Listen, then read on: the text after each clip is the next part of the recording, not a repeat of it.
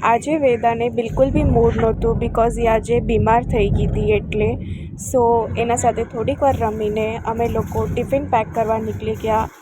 મારી mummy ઘરગુતી ટિફિનનો order લે છે, સો અમે આજે એ ઓર્ડરને ડ્રોપ કરવા માટે નીકળી ગયા. મેન્યુમાં હતું થોડીક જ આઈટમ. અમે લોકો એ બધી પેક કરીને મારા સાથે મામી ચાલ્યા.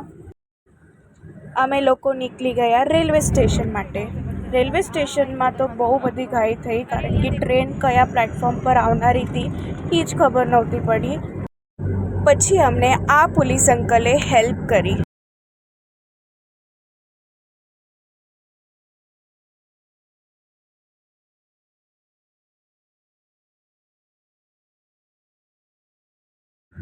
મારા માસી ઘરગુતી નાસ્તાનો ઓર્ડર લે છે અને હોમમેડ નાસ્તા રાખે છે, જેમ કે પૂરી, ખાખરા, ચકરી, સેવ, ગાંઠિયા. આ બધી વસ્તુ એ ઘરેથી સેલ કરે છે અને સ્પેશિયલી મને એમના પાસેથી આ સેવ બહુ જ ટેસ્ટી લાગી.